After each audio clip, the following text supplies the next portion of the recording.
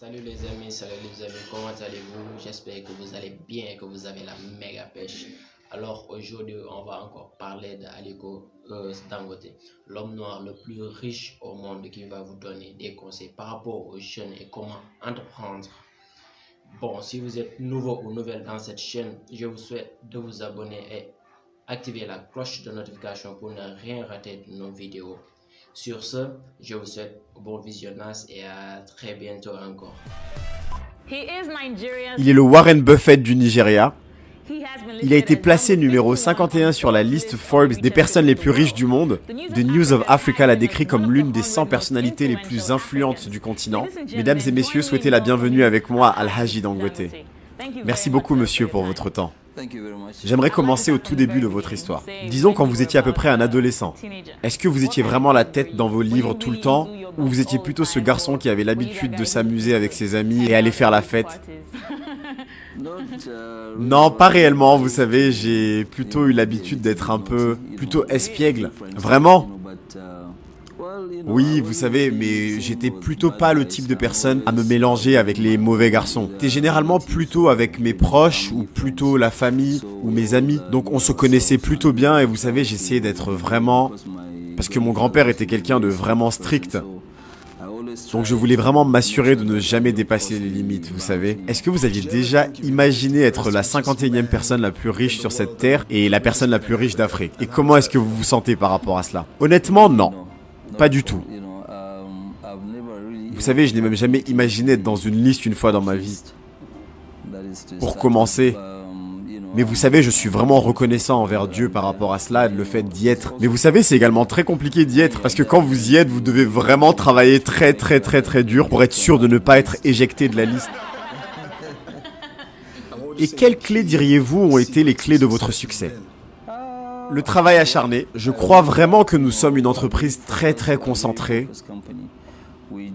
Nous ne nous lançons jamais dans des choses que nous ne comprenons pas. Vous savez, tous les business que je ne comprends pas, je ne me lance jamais dedans. Vraiment pas du tout. Et c'est l'une des raisons pour lesquelles nous avons autant de succès. Donc, vous avez parlé de travail acharné. Il y a des rumeurs qui disent que vous travaillez de longues heures durant la journée et que vous allez jusqu'à 12 heures par jour. Donc comment est-ce que vous arrivez à avoir un équilibre entre votre vie privée et votre vie professionnelle? Pour commencer, déjà, je ne travaille pas 12 heures par jour.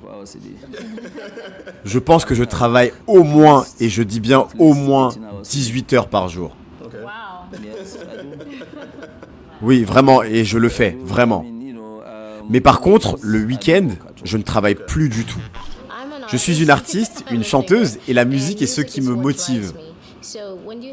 Donc quand vous avez un planning de travail qui est éprouvant, est-ce que vous écoutez de la musique? Quel type de musique est-ce que vous écoutez pour pouvoir vous inspirer?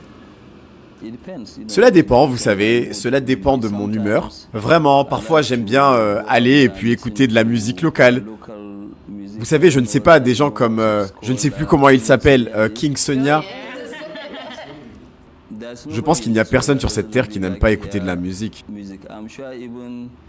Je suis sûr que même le défunt Osama adorait écouter de la musique.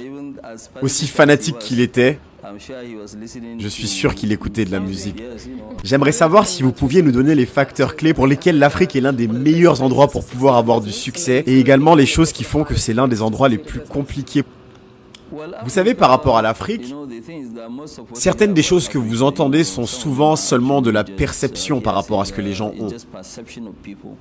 Certaines personnes sont juste trop paresseuses pour chercher à savoir si l'Afrique est un endroit qui est bien. Et ils entendent simplement de quelqu'un que l'Afrique n'est pas un bon endroit pour investir ou pour pouvoir faire du business et que le business est compliqué.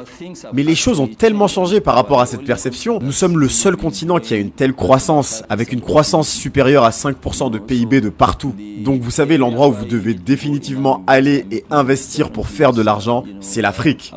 En venant de là où vous venez, vous savez, en étant un jeune homme commençant dans le business et en voyant la jeunesse d'aujourd'hui, qu'est-ce que vous pensez fait la différence aujourd'hui par rapport à quand vous avez commencé à l'époque et là où nous sommes en tant que jeunesse aujourd'hui? Vous savez, l'un des problèmes avec notre jeune génération aujourd'hui, c'est qu'ils veulent juste faire un saut et se voir tout de suite là-haut, du jour au lendemain, et cela ne se passe jamais comme ça. Ce que vous devez faire, c'est être vraiment très concentré comme personne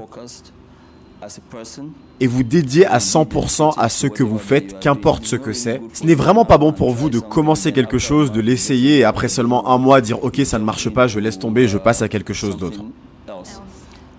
Je pense que vous devriez être vraiment très concentré sur ce que vous faites. Une fois que vous croyez vraiment dans ce que vous faites, vous ne devriez jamais prendre un business ou un job comme quelque chose que vous devez faire. Vous devez vraiment le prendre comme le fait que cela fait partie de vos loisirs, de vos passe-temps. Vous allez le faire beaucoup mieux. Les Nigérians pensent qu'il n'y a que deux classes sociales, les riches et ensuite les pauvres. Et à votre avis, est-ce que c'est à cause de la privatisation, la corruption, ou pourquoi est-ce que cela se passe ? Et qu'est-ce que le gouvernement ou des gens comme vous peuvent faire pour créer cette classe moyenne ? Au Nigeria, je pense honnêtement que la corruption, effectivement, est l'une des raisons à cela, le fait de ne pas créer de classe moyenne. Mais vous savez, si vous regardez précisément, la force de travail à elle seule peut créer beaucoup de classes moyennes. La force de travail, juste en ayant plus de force de travail. Donc si le gouvernement arrive à rétablir une bonne force de travail dans les années qui vont suivre, vous allez voir beaucoup de gens venir de la pauvreté et rejoindre ce segment de la classe moyenne. Vous savez, il y a eu cette étude qui était, je ne sais plus, du gouvernement ou de Goldman Sachs, je ne sais plus, qui disait « Si nous arrivons à avoir simplement 1 heure en plus de force de travail, notre PIB va croître de 9%. » Le potentiel est là en Afrique, il est énorme. Ces informations comme quoi Dangote a le monopole sur tout et qu'il n'y a pas de compétition, ce qui n'est pas du tout sain pour notre pays, quelle est votre opinion là-dessus ? Vous savez, la question n'est pas vraiment de savoir si Dangote a un monopole, parce que Dangote honnêtement n'a pas réellement de monopole. Nous sommes une entreprise qui croit réellement dans le Nigeria et dans l'Afrique. Parce que nous y croyons beaucoup, nous allons et nous investissons toujours énormément. Alors que d'autres personnes nous regardent simplement faire. Mais à partir du moment où nous arrivons à un certain niveau d'investissement, les gens vont commencer à crier, à parler de monopole. Il n'y a rien de tel qu'un monopole, car il n'y a rien de ce que nous faisons où nous sommes les seuls à le faire. Qu'importe le produit, que ce soit du ciment, que ce soit les fleurs, ça peut être tout ce que vous voulez comme produit. Et les lois sont les mêmes pour tous. Vous savez, le gouvernement va toujours créer des régulations qui vont affecter que ce soit Dangote ou tous les autres concurrents de Dangote, donc il n'y a pas de différence.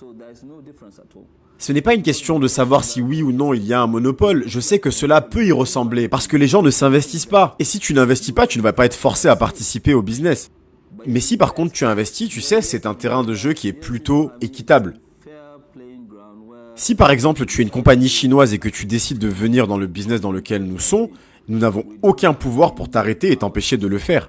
Donc il n'y a pas de monopole du tout. Mais vous savez, c'est juste par rapport au fait que nous sommes effectivement à une certaine taille qui fait que dès qu'on entend parler de Dangote, on va penser monopole et que les gens vont crier en disant non, non, non, non. Vous savez, personne ne va se lancer dans ce type de business parce que c'est Dangote.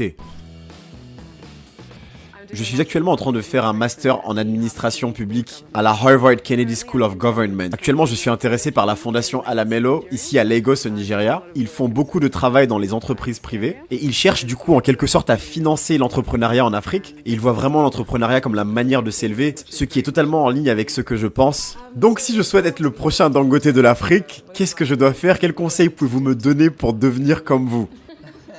C'est une question très difficile. Vous savez, je vais certainement devoir vous facturer. Leçon numéro 1. La chose à savoir, si jamais vous souhaitez être le prochain Dangote, c'est que vous devez avoir un vraiment très gros cœur. Vous allez devoir prendre pas mal de risques. Attention, des risques calculés. La première chose à faire, c'est de vous assurer que vous êtes honnête. Vous devez être sûr de ne pas détruire votre nom, et vous savez, votre nom est extrêmement important. C'est l'actif le plus précieux que vous avez, votre nom. Vous savez, si vous n'avez pas un bon nom, même les banques, qu'importe à quel point vous êtes grand, ils ne vont pas vouloir faire de business avec vous et vous toucher. Donc vous devez vous assurer d'avoir un nom très propre. Et la troisième chose, et c'est très important, écoutez-moi bien, vous devez être sûr de toujours vous dire « rien n'est impossible ». Une fois que vous vous dites que rien n'est impossible, cela veut dire que vous pouvez en effet réaliser votre objectif. Pour être Dangote également, vous allez avoir besoin d'un peu de chance, mais le travail acharné crée la chance. Et pour conclure, qu'est-ce que vous pensez que la jeune génération, les jeunes personnes peuvent faire de manière pratique pour créer du changement? Et je parle de ce jeune Ghanéen ou Camerounais qui est assis là à vous regarder là tout de suite, de sa chaise, après avoir fini de regarder cette émission. Quelle est la prochaine étape qu'il peut faire pour pouvoir créer du changement pour lui? Alors la la chose pratique pour lui à faire, déjà c'est de savoir que tant qu'il y a de la vie, il y a de l'espoir. Et que du coup, lui-même, il peut le faire. Et que lui-même, il peut arriver au sommet. En fait, vous savez, vous, les jeunes, vous avez un meilleur avenir que nous. Parce que vous avez une bonne éducation, où les choses sont beaucoup plus faciles dans un âge de l'informatique.